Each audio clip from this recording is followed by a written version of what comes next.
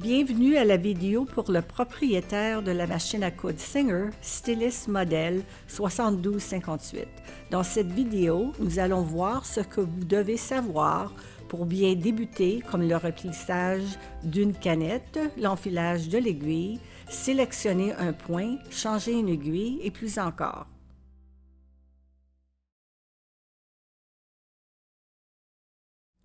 Débutons en faisant un tour de la machine.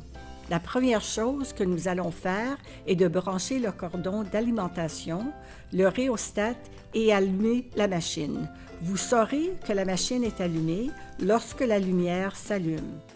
Nous avons ici le volant à la main que vous devez toujours tourner vers vous, la butée d'arrêt du bobinage, l'axe du bobineur, la poignée de transport, le porte-bobine, l'endroit où nous mettrons notre bobine de fil, les disques de tension du bobineur, un guide d'enfilage métallique, un autre guide métallique, le cadran de la tension du fil pour peaufiner le look de nos points et le releveur de fil.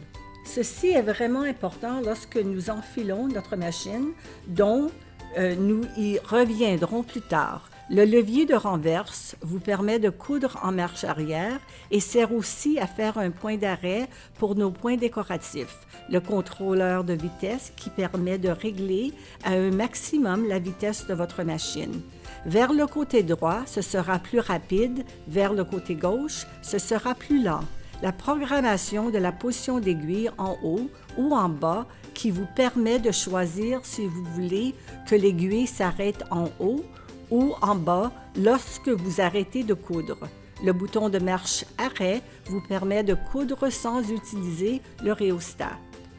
En bas, juste ici, nous avons l'enfileur d'aiguille incorporé, votre aiguille, le pied presseur tout usage, le releveur du pied presseur qui vous permet d'abaisser ou de soulever le pied presseur et une canette qui est déjà insérée dans la machine.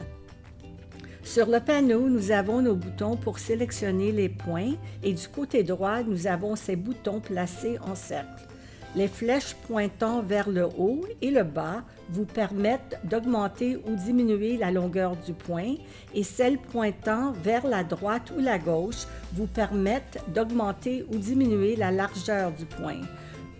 Sur le devant de la machine, nous avons le compartiment de rangement amovible qui peut être retiré pour vous donner accès au bras libre qui vous sera très utile pour coudre des manches ou de bords de pantalon. Si nous ouvrons le compartiment de rangement, nous retrouverons à l'intérieur des accessoires additionnels comme des canettes et des pieds presseurs. Jetons un coup d'œil à quelques-uns de ces pieds presseurs. En plus du pied tout usage qui est déjà installé sur votre machine, vous obtenez le pied pour point bourdon pour coudre des appliqués ou des points décoratifs. Le pied fermeture à glissière, utilisé pour insérer des fermetures à glissière, et il peut être aussi utilisé pour la couture passe-poil. Un pied à froncer qui peut être utilisé pour plisser une épaisseur de tissu et peut être aussi utilisé pour plisser une épaisseur de vêtements. Un pied pour point invisible pour coudre des rebords invisibles. Un pied à surjet qui peut créer une couture et une fission de couture en utilisant le point de surjet. Un pied à point droit qui est particulièrement utile pour coudre dans la dentelle ou des tissus légers.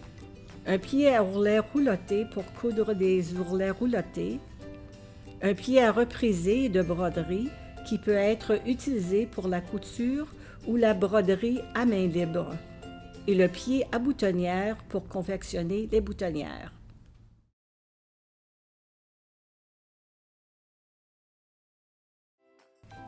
Il est maintenant temps de remplir une canette. Soulevez le pied presseur, déplacez ce petit bouton noir vers le côté droit pour faire déclencher votre couvercle en plastique clair et de prendre la canette. Cette machine utilise des canettes de classe 15J, donc si vous allez à un magasin pour acheter d'autres canettes, rappelez-vous d'acheter des canettes Singer de la classe 15J. Placez votre bobine de fil sur le porte-bobine et retenez-la à l'aide du chapeau pour bobine. Tirez le fil vers le guide fil métallique et insérez-le à l'intérieur. Ensuite, tirez-le jusqu'au second guide métallique. Faites le tour. Ensuite, vous devez l'enrouler entre les disques de tension du bobineur et le tirer jusqu'à l'axe du bobineur. Une canette n'a pas un dessus ou un dessous désigné dont insérer le fil par l'intérieur de la canette au travers le trou sur le dessus.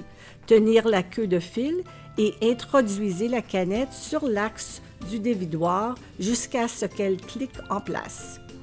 Il est très important que la canette soit complètement sur l'axe du dévidoir pour s'assurer que le fil ne s'enroule pas accidentellement autour de l'axe. Déplacez l'axe du dévidoir vers la droite et appuyez sur le rhéostat pour débuter le remplissage.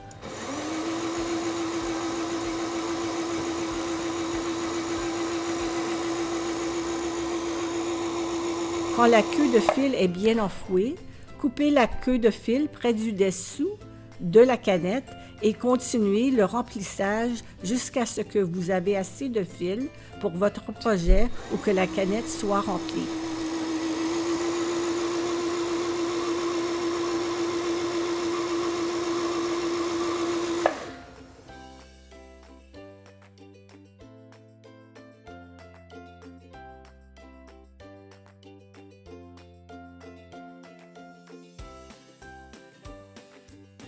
Avant d'installer la canette dans le porte-canette, assurez-vous que le fil se déroule dans le sens contraire des aiguilles d'une montre.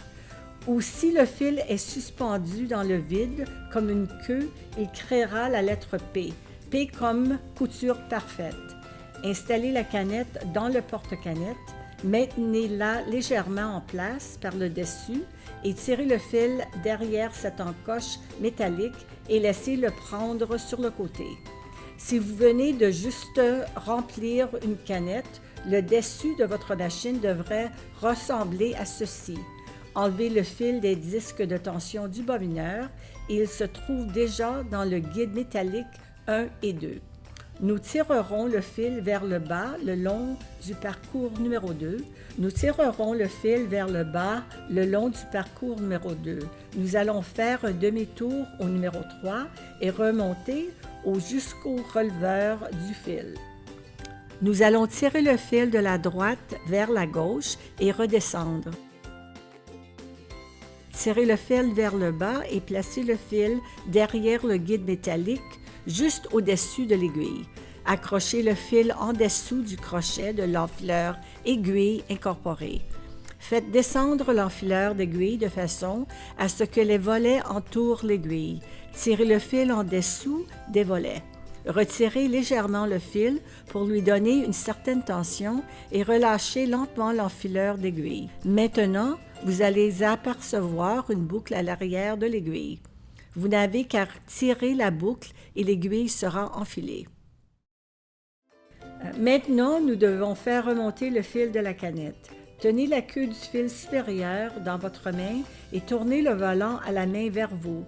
Faire une rotation complète jusqu'à ce que l'aiguille soit dans la position la plus haute. Ensuite, tirez le fil vers le haut et vous apercevrez une boucle de fil de la canette. Tirez sur cette boucle et placez les fils sous le pied presseur. Replacez le couvercle transparent par-dessus le porte-canette et nous sommes prêts à faire l'essai d'un point. Le point droit est automatiquement sélectionné lorsque nous allumons notre machine, dont mon point droit est déjà sélectionné. Placez le tissu sous le pied presseur, abaissez le pied presseur et débutez une couture.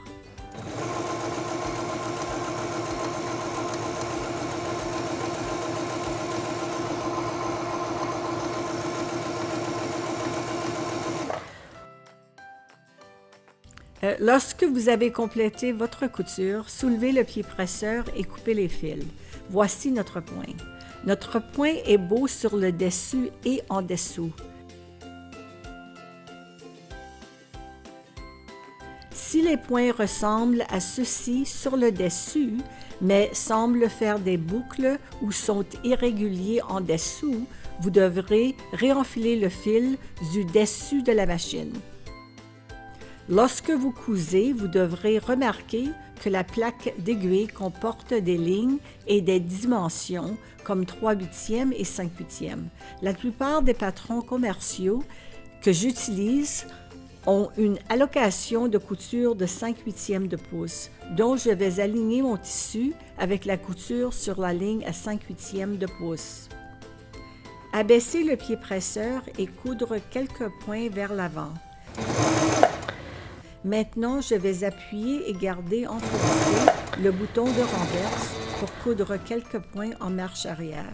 Relâchez le bouton de marche arrière et coudre de nouveau vers l'avant. Remarquez, je ne pousse pas ou je ne tire pas le tissu. Je le guide simplement le long de la ligne guide. Arrêtez de coudre lorsque vous atteindrez la fin du tissu. Appuyez et gardez enfoncé le bouton de renverse et cousez quelques points en marche arrière. Relâchez le bouton de renverse et cousez jusqu'à la fin du tissu. Soulevez le pied presseur et coupez les fils. Et voici notre couture. Nous avons cousu au point de renverse au début et à la fin de la couture pour sécuriser le fil pour qu'il ne se dénoue pas. Maintenant, apprenons comment sélectionner un point.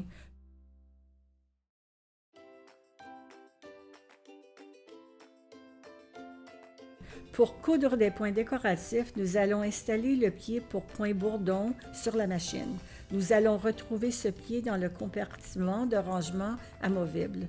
Pour enlever le pied tout usage de la machine, il y a un petit levier à l'arrière du support du pied presseur. Poussez sur ce levier vers vous et votre pied tout usage se détachera. Placez le pied pour point bourdon de façon à ce que la barre métallique soit directement en dessous du support du pied presseur. Abaissez le support du pied presseur et il va s'enclencher en place. Maintenant, nous allons sélectionner notre point décoratif. Débutons en cousant le point numéro 61, qui est un joli motif de vigne. Allez à vos boutons de sélection de points et appuyez sur chacun jusqu'à ce que vous aperceviez 61. La longueur et la largeur optimum pour ce point sont déjà réglées. Placez votre tissu sous le pied presseur, abaissez le pied presseur et commencez à coudre.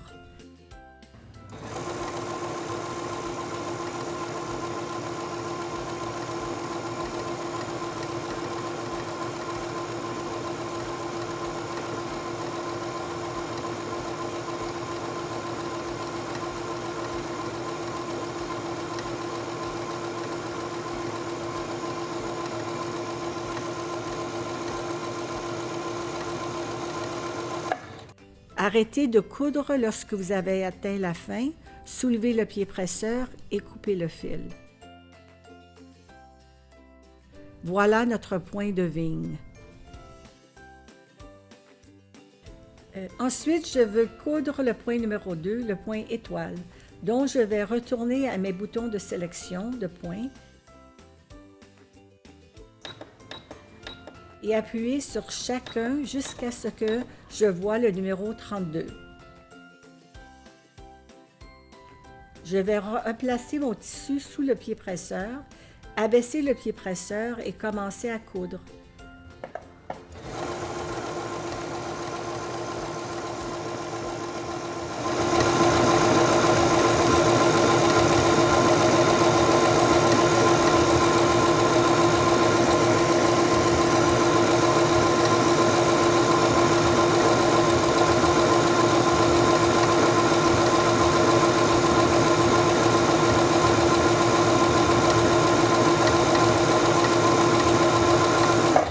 Arrêtez de coudre une fois que vous avez atteint la fin, soulevez le pied presseur et coupez le fil.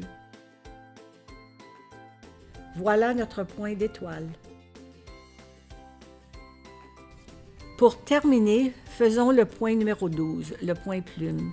Je vais retourner à mes boutons de sélection de points et appuyer sur chacun jusqu'à ce que je vois le numéro 12.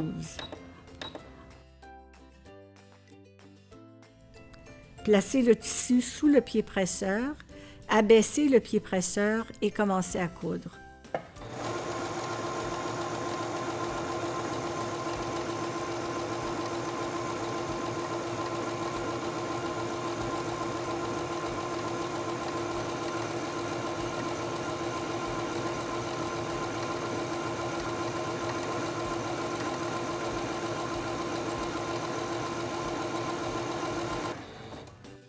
Arrêtez de coudre une fois que vous avez atteint la fin, soulevez le pied presseur et coupez le fil.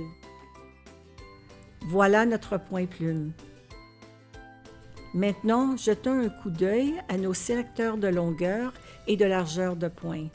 Maintenant, regardons comment ajuster la longueur et la largeur sur nos points. Tous les points sur la machine sont réglés à leur valeur optimum lorsque vous les choisissez, mais beaucoup d'entre eux peuvent être ajustés pour personnaliser vos projets. Cousons le point numéro 63, le point serpentin. Je vais aller à mes boutons de sélection de points et appuyer sur chacun jusqu'à ce que je voie le point numéro 63. Cousons ce point en utilisant les réglages par défaut.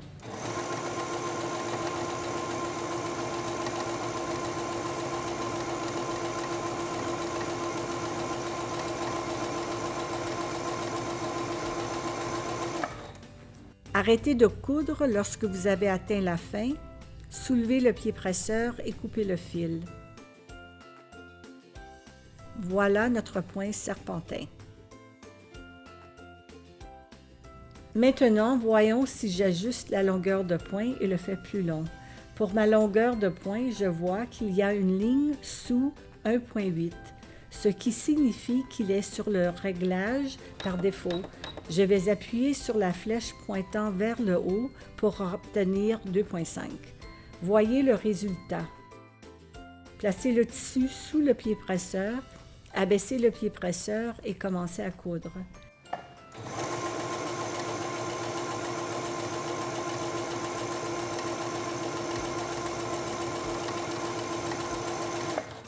Arrêtez de coudre à la fin du tissu, soulevez le pied presseur et coupez le fil.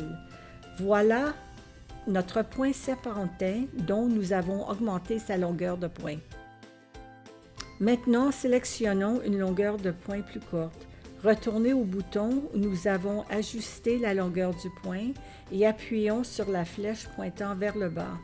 Lorsque nous atteindrons le réglage par défaut, vous verrez une ligne apparaître sous le numéro, mais nous voulons aller plus bas que cela, soit à 0.8. Placez le tissu sous le pied presseur, abaissez le pied presseur et commencez à coudre.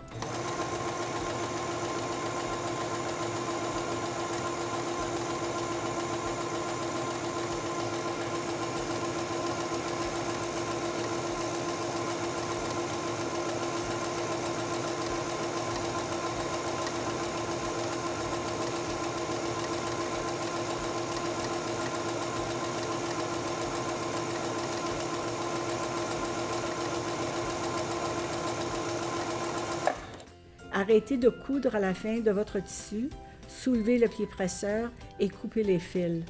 Voilà notre point serpentin dont nous avons diminué sa longueur de point. Maintenant, ajustons la largeur de point. Je vais replacer ma longueur de point au réglage par défaut et nous voyons que c'est le réglage par défaut parce qu'il y a une ligne en dessous. Je vais diminuer ma largeur de point en appuyant la flèche de gauche. Placez votre tissu sous le pied presseur, abaissez le pied presseur et commencez à coudre.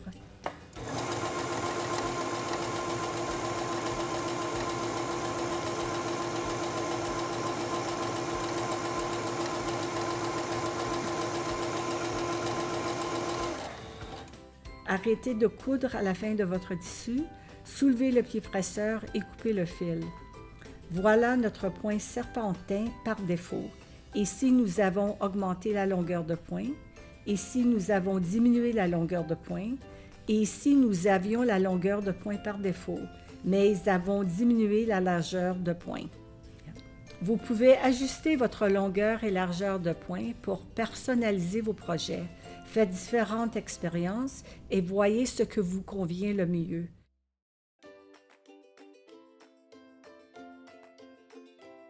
Maintenant, faisons une boutonnière. Choisissons un modèle de boutonnière. Sur la machine, je peux voir que nous avons des boutonnières à point d'arrêt, qui est le type le plus commun de boutonnière. Des boutonnières trous de serrure, typiquement utilisées dans les vêtements pour l'extérieur, et des boutonnières arrondies. Mais puisque le type à point d'arrêt est la plus commune, je vais choisir le numéro 94. Je vais appuyer sur mes boutons sélecteurs de pointe jusqu'à ce que je vois le numéro 94. En préparant votre tissu pour faire une boutonnière, il serait préférable d'utiliser un entoilage pour le tissu. Ceci empêchera le tissu de plisser ou de froncer lorsque vous cousez votre boutonnière.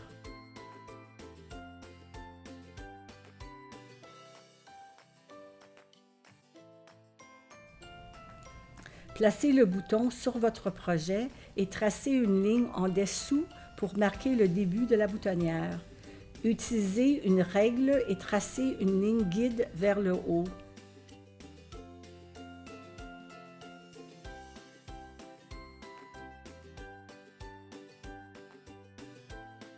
J'ai retiré le pied à boutonnière du compartiment de rangement amovible.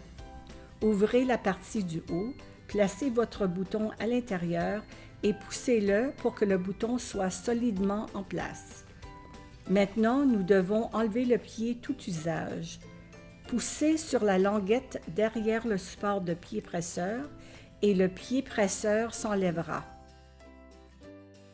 Placez le pied à boutonnière sous le support du pied presseur de façon à ce que les dents métalliques soient au-dessous. Abaissez le pied presseur et le pied à boutonnière s'enclenchera. Ensuite, abaissez le levier de boutonnière de façon à ce qu'il soit derrière cette encoche en plastique. Prenez votre tissu et alignez la ligne du bas que vous avez tracée avec la ligne rouge sur le pied presseur et faites glisser le tissu en dessous. Alignez la longue ligne guide que nous avons tracée avec le centre du pied. Abaissez le pied presseur et commencez à coudre. And begin sewing.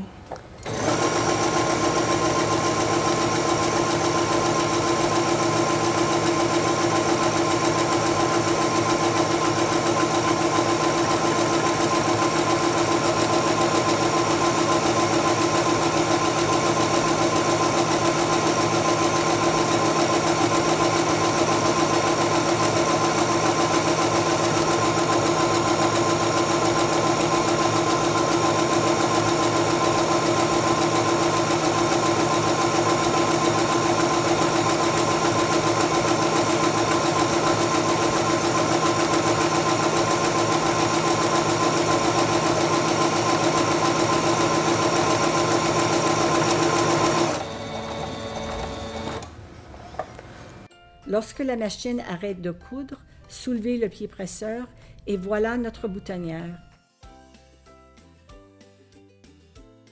Pour terminer notre boutonnière, prenez la queue de fil, enfilez-le dans une aiguille pour coudre à la main, faites passer le fil à l'endos de votre projet et nouez-le. Pour ouvrir la boutonnière, placez une épingle sur le point d'arrêt supérieur et ceci préviendra que nous coupions accidentellement le point d'arrêt supérieur.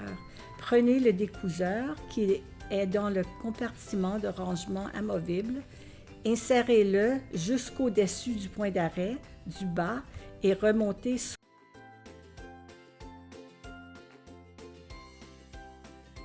Maintenant, remplaçons une aiguille. Il est maintenant le temps de remplacer l'aiguille. Je vais placer une feuille de papier et couvrir les griffes d'entraînement pour prévenir de faire accidentellement tomber l'aiguille dans ma machine.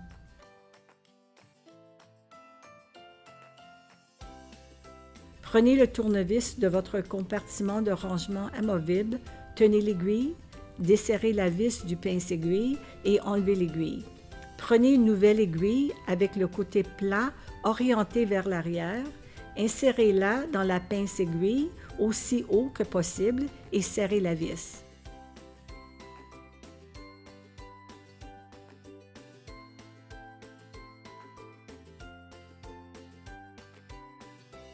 Enlevez le papier et nous avons remplacé une aiguille. Pour en savoir plus sur votre machine, référez-vous à votre manuel d'instruction ou rendez-vous sur le site Singer.